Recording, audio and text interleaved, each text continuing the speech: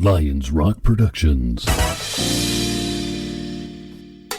This is Jay This Moore. is Greg Proops. This is Jordan Harbinger. This is Dexter from The Offspring. This is Nathan This is East. Sebastian Younger. This is Rick Marotta. This is Stuart Copeland. This is Mick Gillette. This is Andy Summer. Hey, this is Skunk Baxter. This is Gabby Reese. This is Rob Bell. Hey, this is John Leon Guerrero. Hey, and this is Pete A. Turner.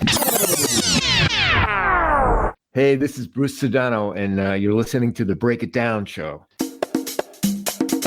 And now, the Break It Down Show with John Leon Guerrero and Pete A. Turner. That's right. We're getting it done. You know, Bruce, you've been around and worked with a lot of incredible musicians in your day.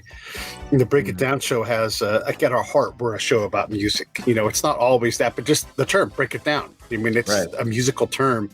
And our musical guests have sold, I don't know, 1.7 billion albums or so. The last time I kind of did a rough tabulation, you know, 2 of the 3 members of the Police have been on. Allie Willis, who is a songwriting god now. It's incredible to have all you folks on.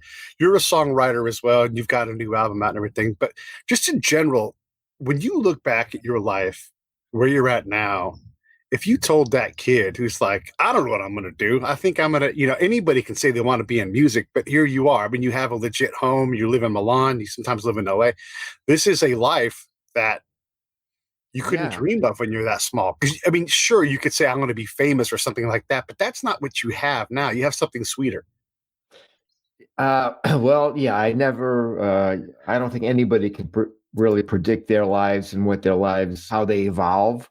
Mine certainly has evolved in an interesting way, very surprising, most of all to me. I consider myself a blessed man, and but that doesn't mean I've had a life without bumps and bruises. I feel like I'm right where I'm supposed to be. Regardless of that path, right? Like that's sort of the wisdom as you look back. You're like, this couldn't have gone any differently. I'm exactly where I'm supposed to be. Do you remember that though? Like when you want to push on something so hard? Because sometimes things need pushing, and sometimes things need going around. And I think, Well, I've learned. When I was younger, I pushed a lot harder against walls that I probably shouldn't have been pushing against. I guess there are lessons that we all have to learn. And the thing is, you got to keep learning and keep understanding and keep moving forward. I mean, that's what I try to do. But I when I say I'm right where I'm supposed to be, I've kind of had that understanding within me for a long time. So even at points in my life when there were sideways or here or there, I kind of always still felt like, okay, you're in the pocket of where you're supposed to be. So I don't know. But you are still working. I mean, you could, I imagine, kick it back and gear down a little bit and just kind of relax or not work as hard. But you seem like you're still pretty productive. Why?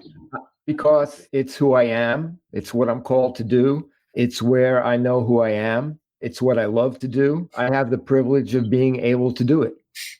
So, let's go. Let's get to work. You're a fountain of songs. I mean, you've written a lot of songs over the years and again, worked with a lot of people. I guess we should also mention you were married to Donna Summer until her passing. So you have been around music your entire life.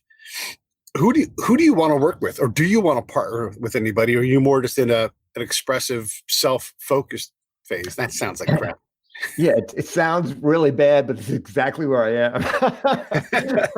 But it's not bad. It's not, it's not a bad time to be that way because of the situation that we're in. So I obviously have people that I work with and that I enjoy working with. But in terms of songwriting, let's just say, I've been in a solo mode for a number of years, and that's not to say that I haven't co-written here or there, but for the last at least 8 years, I've been solo songwriting. But, I feel like, I'm at a phase in my career where I'm allowed to say what I want to say. When you're a songwriter early in your career, you're writing for different reasons. You're writing because you want to get on the charts. You want to have a hit. You want to get a cut. You want to, So it pulls you in different ways, and I'm not there now. I obviously still have a publisher who is just like knocking on windows and whatever to get a cut or to get something, but I'm not writing for that. I'm just writing. I'm on my own journey of self-discovery at this point. You're not a spring chicken. You're doing fine, but why are you still in self-discovery mode? Haven't you figured it all out yet? Yeah, I figured it all out a few times, Pete. There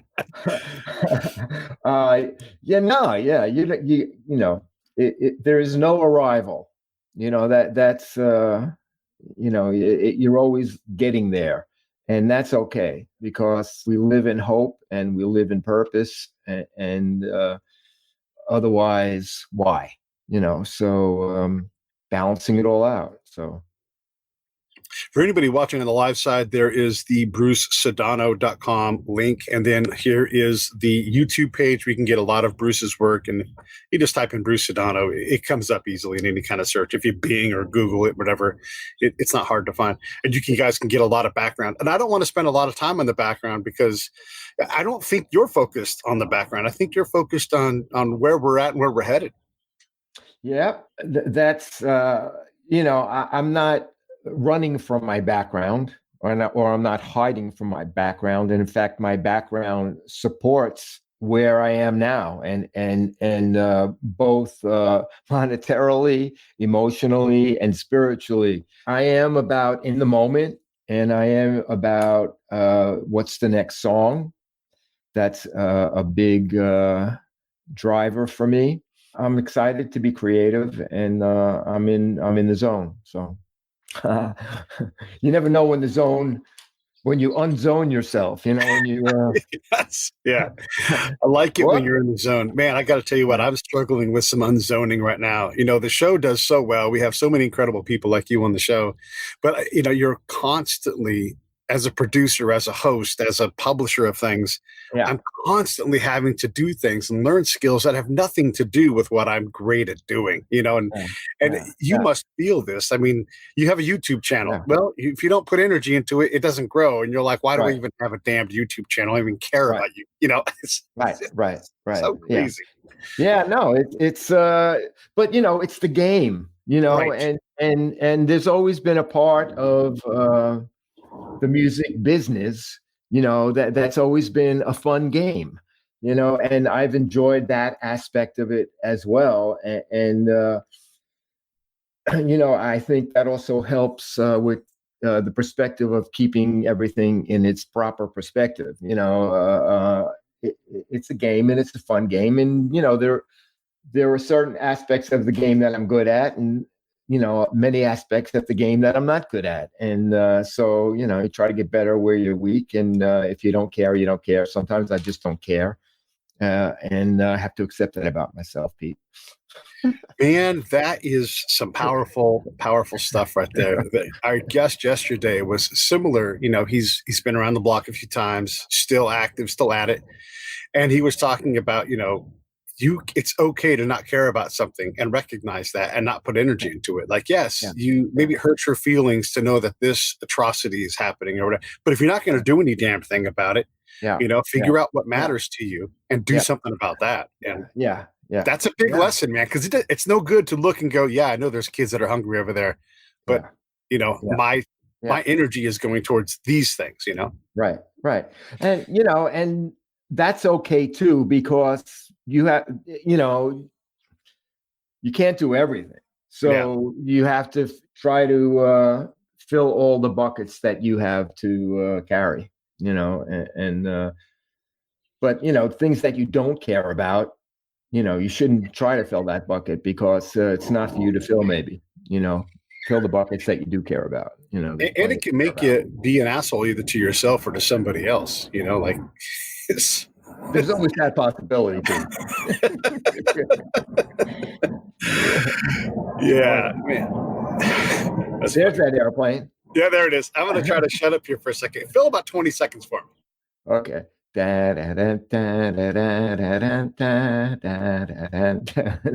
love it. All right. So I actually do have a question. Okay. the music industry is constantly evolving. We kind of look back like it was set in one way or whatever, but it's constantly moving forward, kind of like YouTube and everything else, which is part of the music industry now. The question I have for you is, as we look back and we see labels take advantage of artists, we've had Sly Stone on the show, and I mean, that guy's made more millionaires than maybe any other musician ever, and yet he has struggled the latter half of his life.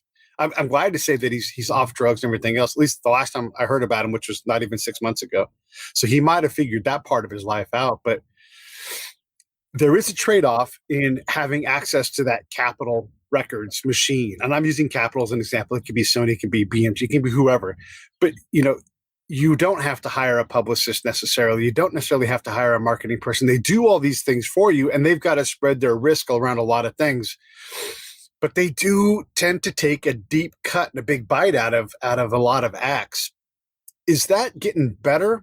Or I don't know. I mean, when you look at the marketplace now and where it's at, and what it means to get a royalty check and everything else, is it possible for someone just to have a small band that's successful that they're able to make a living off of, do you think, anymore? It's definitely possible. Okay.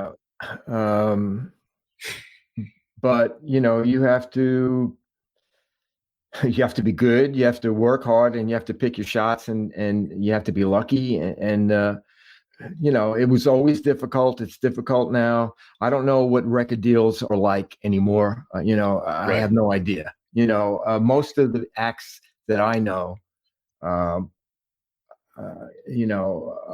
finding their way on their own.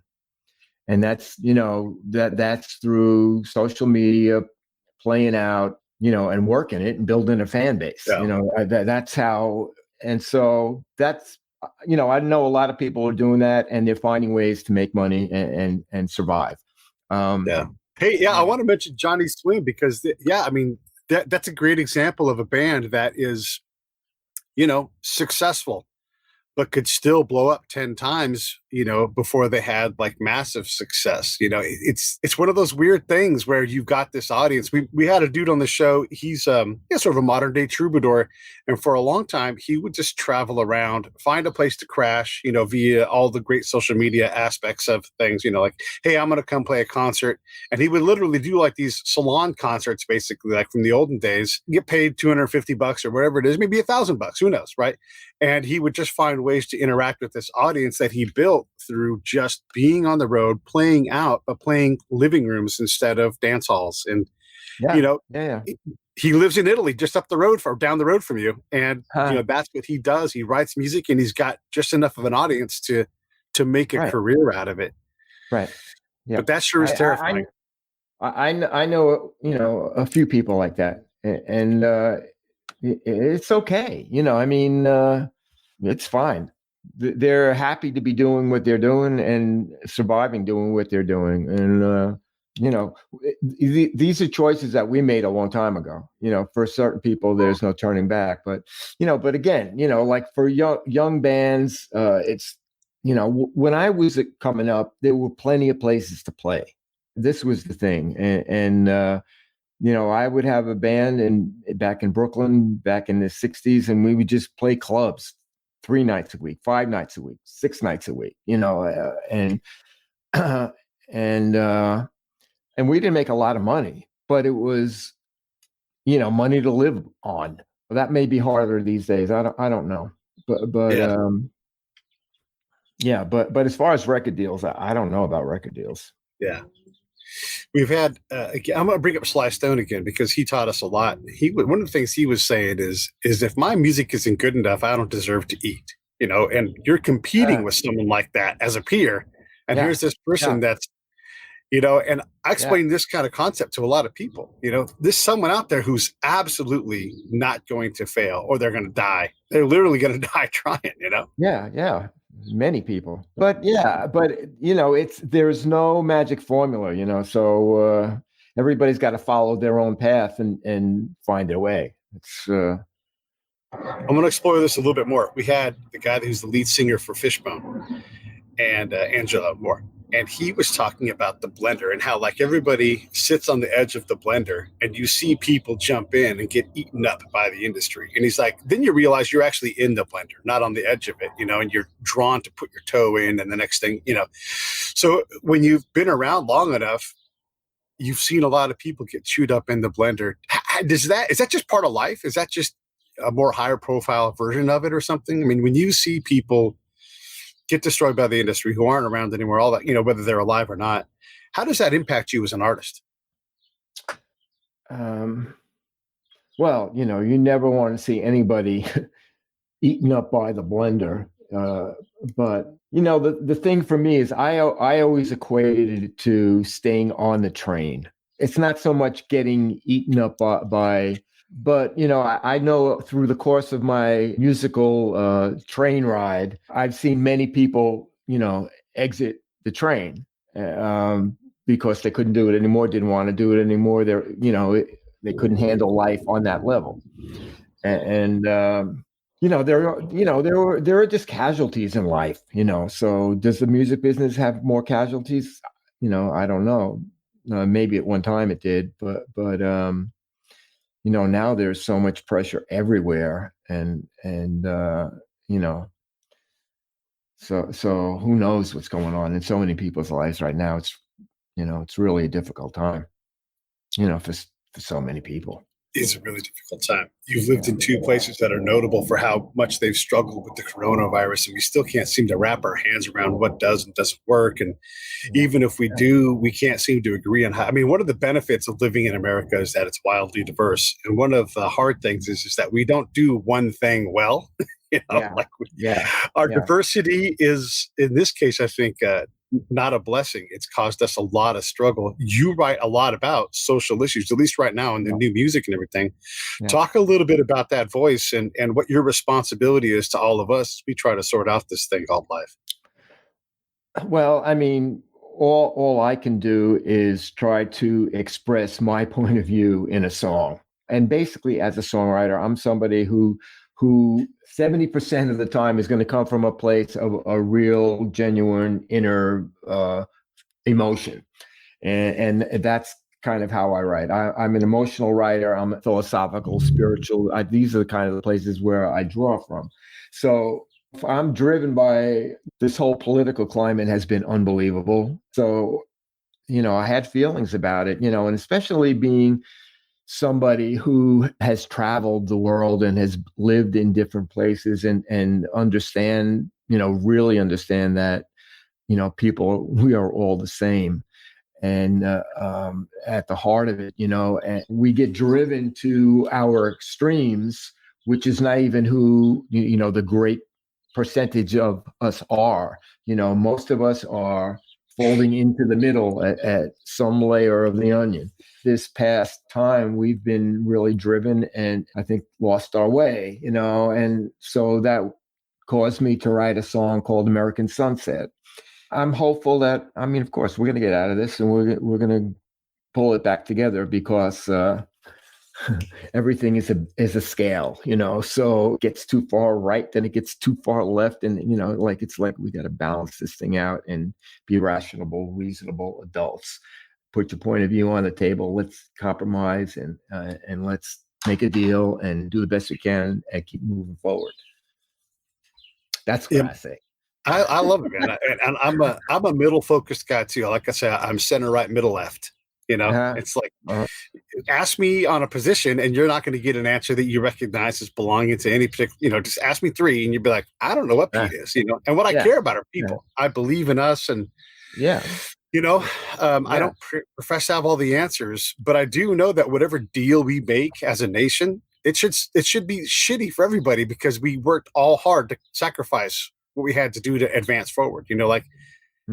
We absolutely have the ability to deal with the medical problem here, and getting people access to medical coverage and doing that. But we would all have to give up everything we have now to get a state of the art. And we're just not willing to do that. We're not willing to dig into our pockets. We're not willing to stand in the line and say, get us the best possible program in the world.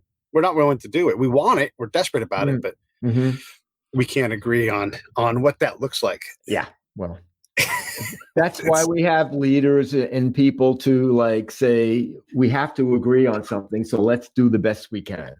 Yeah. Yeah. And then make it better. Yeah. I don't want to get us too political. I want to change gears a little bit. All You right. wrote a wonderful song, probably my favorite one that I listened to out of all of them, called Morning Kisses. And this is not a song about who is president or who runs the house. No. Let's talk about Morning Kisses for a minute, man. I love that song. One of the things my girlfriend and I do is we often have, breakfast cookies with our coffee. I mean, it's just the theme in your song. So it definitely resonates with me. Okay. Tell us about how that song was born, where it came from. It's pretty literal. And, I was married for 32 years. And 8 years ago, my wife passed away. And in February, I will have been remarried for 1 year, this coming February. Congratulations. Morning Kisses is it's a romance song for and about, one morning of me and Francesca. It was a song that I wrote, I wrote a little while ago. I didn't record it right away because I kept feeling like I was supposed to write more song. Because if when you listen to the song, you'll see that there's basically only one verse. So just because, I'm stuck in my ways, I was like, you have to have a second verse. That's right. So I lived with it for so long. And then I said, no, you don't need a second verse. You said what you had to say what you have to say. And if it is what, and so finally that's what I did. I in lieu of a second verse, I kind of made up another little melody part. So nice and simple, keep it easy. Don't overthink it, but I'm glad you like it. No, I loved it. I thought it was great. And actually, I didn't mind it. Like, you could have repeated that verse because I noticed that. And just like that's part of the love, right? Is to get up and repeat that process of having breakfast and coffee and all these, It's a wonderful love. What are your favorite kind of songs to write? I mean, do you need to do the more socially conscious ones, or what really makes you happy when you write it? It doesn't matter. What makes me happy is when I think I wrote a good song. It's like now I'm working on a song and it's going to be a good song. And I'm like, this is going to be a good song. But there are like a couple of lines that I just don't like. And I wrestle with it, and I'm talking to you and somewhere in my mind, it's still going, then I'll go and I'm, when I hang up with you, I'm going to do a Pilates class. Right. And I'll be in Pilates and I'll be still wrestling with what is a better line. So that's what makes me happy. It's not really what kind of song that I write, because if I'm writing something and I'm into it, then it's just about me feeling I get to a place where it's right, and if it doesn't feel right to me, it's just. It has to wait. Do you have any tricks where you have this part, you just don't love the words, and I'm like, do you let me dig into this thesaurus, or how can I get deeper with this, or how do I turn this phrase so that it becomes more a different thing? Yeah, Bono was great at this. He'll just turn that phrase, and you're like, oh man, that opened it up. Yeah, I mean, conceptually, I'd like to know what I'm trying to say. Right. So if I had, even if it's come up with, if I already have the melody, I mean, typically melody, chord, whatever, that's not the difficult part. The difficult part for me anyway is saying what I want to say in the way I want to say it. And so, no, I don't really have tricks. What I like to do, I think my biggest trick is, so as opposed to saying, okay, I'm going to go to that line where I like to be over there, washing the dishes and then walk into the room, turn on the mic and just go and not see what comes out. and then a lot of times I can sneak up on things because it has to feel right, sound right, and lay right. So I try to, if I have any trick, it's kind of like trying to sneak up on the line that I'm looking for. I like it. Let's stick with this a little bit, because this creative process, I just find it to be, unique, obviously, for each person. Yes, there's some formulas and some things you do, but how you do it, ultimately, that's the nuts and bolts, A to B, A to Z. It's going to be your own process. So when you're translating something from whatever's in your head and getting it out, whether it's a piece of music, a sound that you have in there, or an emotion, what would you say is the element that you get where you're like, I have to figure out how to, process this thing? Is it like for some of the musicians, it's colors, sometimes it's an emotion. What would you say is like the base elements of what you're creating when you're doing it well? Well, the base element is you're trying to convey an emotion, a feeling, and all the elements of putting the song together are contributing to that, and for me, most of my stuff is lyric driven. So, I have to be careful of don't get in the way of the song, kind of. It is, because it's right now I'm working with my producer, Andy Ray Mitchell, who lives in, I think, North Hollywood. Worked a lot together for many years. I mean, but he's worked with me as one of my producers since, I think, 2015. So we've done a few records together. Now if I'm writing a song on the acoustic guitar, typically I will do that with him in the room. I'll put this song down, I'll put my part down, and then, I'll play a keyboard part, and then he'll build around me. So now it's more like I'm just sending him the acoustic guitar part, and I'm doing my vocal, and he's doing a lot of stuff there. It's a really interesting, way to work, but we'll get some stuff done. Yeah. I had Chris Merritt Hughes on the other day. He's a producer, and I was asking him, like, who would he like to work with now? I mean, he's worked with everybody. So who would he want to work with? And he said something that kind of surprised me. He's like, the bands that I want to work with, they don't need me. They can do this stuff themselves at this point. It's got to be younger acts. Yeah. But it doesn't mean that producers are obsolete, but you use a producer, you certainly could find a lot of people to work with you. But why Randy, and then why not yourself? Why not myself? Because I don't like it. I don't enjoy it. Best answer ever. I love it. I mean, right now in these days, I've been doing a lot myself, and I don't like it. I have to force myself, and it's not what I like to be doing. I like to work with somebody who's, I like to have an engineer. I like to, I like to be around people. So, and why Randy is because Randy, we know each other a long time. We get along really well.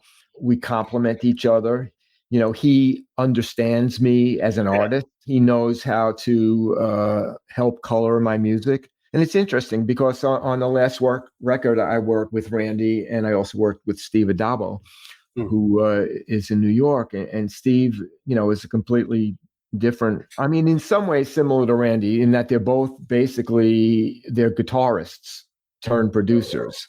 But their sensitivities are, so it's nice for me to have different guys that understand me, know how to get the music, feel the music, and but bring different colors, so it keeps it fun, it keeps it interesting. I also worked with, as a producer, Mike Montali, who's a lead singer from a rock band called Hollis Brown.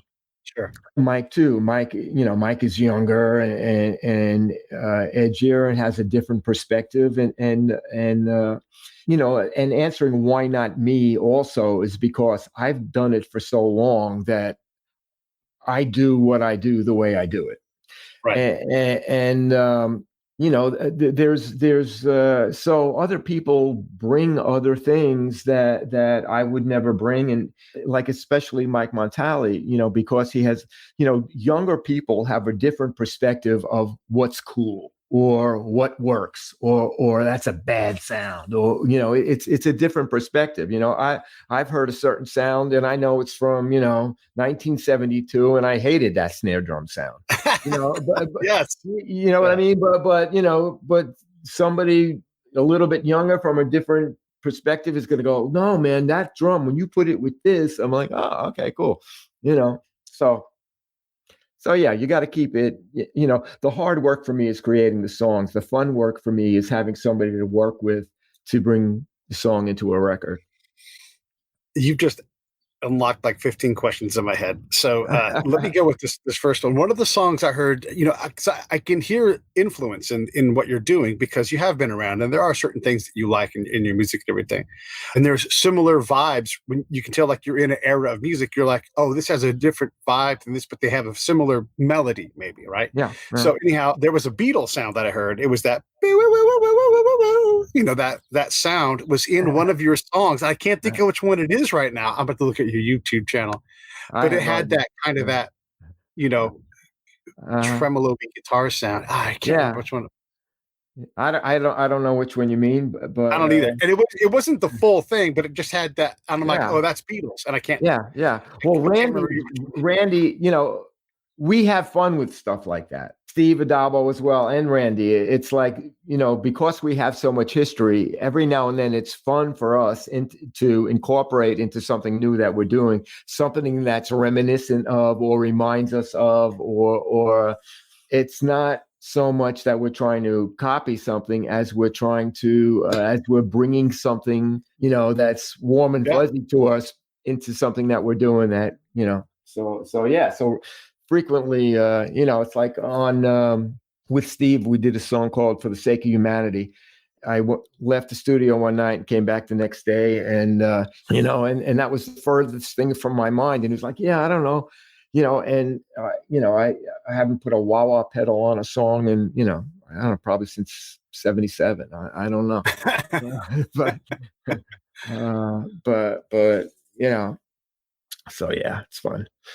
You're prolific, though. I mean, you're constantly writing and producing. So I have a production perfection question for you. When you're in the studio with Randy, who's the boss? I mean, do you give that up to Randy to let him kind of guide you and push you? And then you don't want to spend $5 million producing an album. Those days are sort of over now. So how do you decide when, like, no, this song does need more work, or, you know what, that's good enough. Like, that's a solid song. I'm happy with it. How do you balance that out between the two of you? And who gets to be the boss in the studio? Well, I mean, there is not really a boss. Ultimately, I'm the artist, so I will always reserve the right of last say. It's right.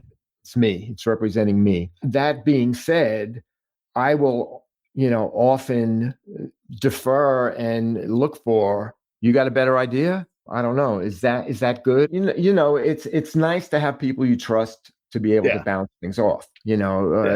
Is this good? Even in choosing songs, I'll I'll send songs to Randy. I'll say, I don't know if this one is worth it. What do you think? And then there are other songs that there is no doubt in my mind, and I'm just like, we're doing this one. But it's fun. It's all an experiment. What's a home run for you? I mean, is it just a song that you love and, reception of it be damned? Is it charting on some chart? What for you is like, damn, that's a monster? I don't know. It's different things. First of all, it's like I want to feel I wrote a good song. Once I feel like I write a good song, and then it's really about the process of trying to translate it into, the next level and maintaining the original spark of life that moment of creation has. That's always the thing. There's a song on the new record called The Promise. And The Promise is a record that I did with Mike Montali, and I had done it a couple of years ago. And it was just sitting there, and, my publisher and my manager both really liked the song. And I was a little iffy on it. I really liked the song. I just didn't know how to produce it in a way that didn't turn it into fluff. So, because there's a part of me where I can, I don't want to say I can write a sappy song, but I can write a sappy song unless, not that I'm trying to be sappy, but somehow where I am in my elements, it can teeter The Promise. That's where I was struggling with. It was like, okay, I think it's a really good song. It's got some great lines. The message is great. When I sing it with my acoustic guitar, it's right there. How do I take that and translate that into a record that doesn't turn into, something that, you want it to be a wedding song that doesn't sound like a wedding song is the thing. Yes. I don't know I what that love it. means. I know what you mean. Yeah, you're trying to get right up next to it, but Yeah, you yeah, know, maybe make them work for it a little bit, or just not be too on the nose. Like that's that. There's yeah, there's like not on the nose, yeah. but then there's sometimes when you want to just absolutely be on the nose, and it's a weird balance, right? Yes, exactly. That's it. Yeah. And we're talking about your latest album, which is Time and Space Between Volume 2. Is that right? Spirals Volume 2. Yes. Right. That that the music on that album is great. It really is primarily you and your guitar. I mean, are you purposely trying to be stripped down like you are, or is this just a phase in your life, or what makes you just kind of focus that way? Is it a phase in my life? For sure. Before we went into this kind of situation of lockdown, I was the last few years spending a lot of time building up my live touring situation. So a lot of what, depending on the situation, I would have a band. It would be me and Randy, or a lot of it was just me solo. And I'd never been a solo performer. So I had to learn how to do that. So I kind of went from the comfort of the band to down to me and Randy and worked it as a duo. And then just because of ease and, more access of opportunity to play things, if you're one guy, you just have more options. In the last couple of years, got it to a place where I was pretty comfortable being by myself, and then this whole lockdown happened, so I don't know where that leads, but I'm looking forward to getting out on the other side of that and picking that back up again. But we'll see. We will see. As they say in Italian, staremo a vedere, which means we'll see. Yeah. Would you rather try to tour around Europe with all the different countries, or would you rather try to do a stateside tour? No, rather. I've actually done both. I did a European tour last year. Well, it was really UK. I did a UK tour with Colin Bluntstone, opening for Colin, the lead singer from the Zombies. That was a great time. It was a really good experience for me because it was a situation where we had a lot of shows in a condensed period of time. And because of that, I was really able to get into a pocket of developing my persona live. And Colin was really helpful too. He, would give me pointers so by the time that ended, it was good. So yeah, so I've done Europe and I've done the States, and I don't have a rather. Okay. I have a whatever I can, whichever comes first, and whatever makes the most sense when it shows up. I love it. Yeah. Yeah. Let's just get on the road, it sounds like. Okay. So then I wanted to ask you about, it's interesting when you bring up all these different acts that you work with. Who do you want to go on the road with? I don't know. I've never really thought about that. It's not like I have, I enjoy playing smaller rooms. Mm-hmm. So it's not like that, I mean, I'm sure it'd be great fun opening for the Roll. I can't imagine it. Yeah. but I like working smaller rooms, and so I really like to play smaller rooms. So it's not like a famous big famous band that I would really be happy to open for. I'd be happy. I like playing. I did a tour with Johnny Swim. We had great fun. They have a great, fun.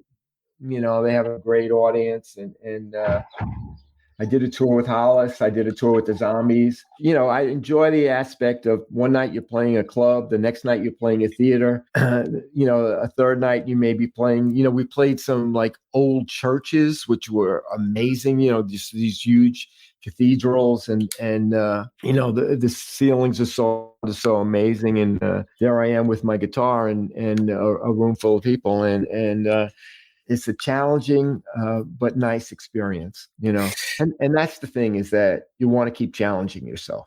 Playing my guitar, a little bit more lately, and I'm nowhere any kind of good. I just try to be able to carry a tune and sing along with it. which proves to be, pretty hard for me. Because I'm not trying to be a lead guitar player. I'm just trying to play enough to make my girlfriend smile, that kind of thing. Which thankfully that bar is low for me with her,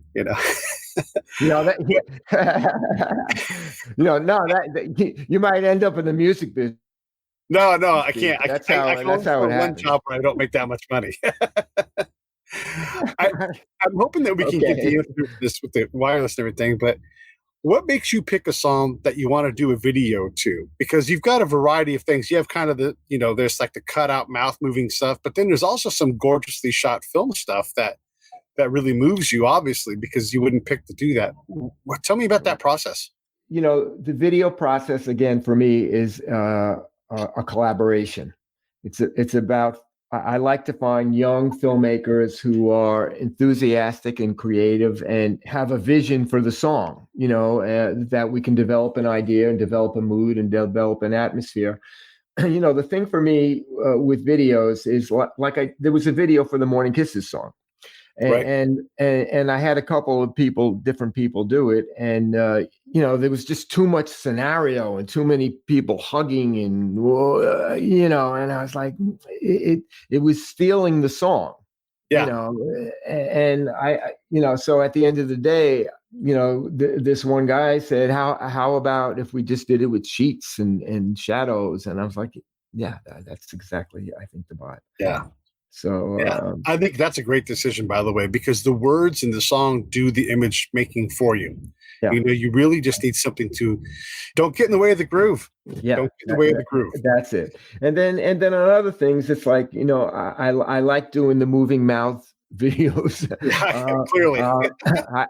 I work with, he's a great musician. He's English. His name is Elliot Mason. And he's also has a very colorful mind, and a great ability to edit video and tell stories. So I work with him, and then I work with a young Norwegian filmmaker. His name is Eric Bergamini, and we have a video coming out in the next week or two for The Promise that I did with Eric, and it's really sweet.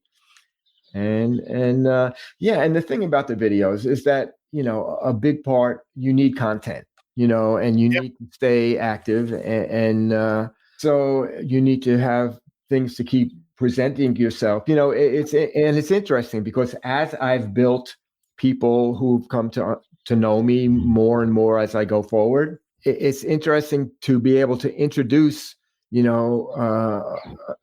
the other day I posted a song called With Angels on a Carousel, which was from 4 albums ago. But so many people weren't around for that song and they never heard that song. And to have these videos that I've done in the past to rotate them and highlight the songs and it's just another way of connecting with your audience and staying in touch with your world. Yeah, and I'm going to put the link to With Angels on the Carousel on there. That is another excellent song. Yeah, just in case you didn't know. And then, by the way, I'm not surprised to hear that your illustrator friend is English, because he's got a lot of Terry Gilliam and how he illustrates. There's a lot of that Monty Python vibe, which is not a knock. Yeah. That's a hat tip for sure. Yeah, no, and he Elliot is definitely somebody who is his own quirkiness, so he's pulling from the right places. I love that. I love that part of it. You had me at the illustration part anyhow, because I'm like, ooh, that's Monty Python. I got to ask about that. So I'm glad that came up in the conversation. We actually have one more coming. Nice. I think for Valentine's Day we're going to put out. There's a song on the record called "It Don't Take Much." Okay. And so we got one of those Super Bruce videos, as I call them. I love it. Coming for Valentine's Day. Everybody should go check out Bruce's YouTube channel. It's Bruce Sudano Music. It's super simple. Just type in Bruce Sudano or go to brucesudano.com anyhow. And there's a ton of great music in there. If you like socially conscious stuff, you're going to love a lot of what Bruce writes about. But if you just love being in love, you're also going to like what he's got. I think it's great, man, that you're out there creating and just I wouldn't say keeping it simple, but being elegant in your design and craft, and you know what you want to do, and you don't mess around with the other stuff. And you're right. Your guitar, a small room. One of the best shows I ever saw was the Chris guy from the Black Crowes. Him and his guitar in a side room at the House of Blues. It's like it was like $15 a head, and it was just so good because that guy is great at that. And you are as well. I mean, hearing that music, like I said, that first song couldn't have been a more perfect song for me to listen to because it instantly brought me to the love spot that I have with my special someone. Any final words before I let you go? Final words, I would just say, everybody, be well, be safe, be smart, have hope. We're going to get through this. Yay and amen and hallelujah.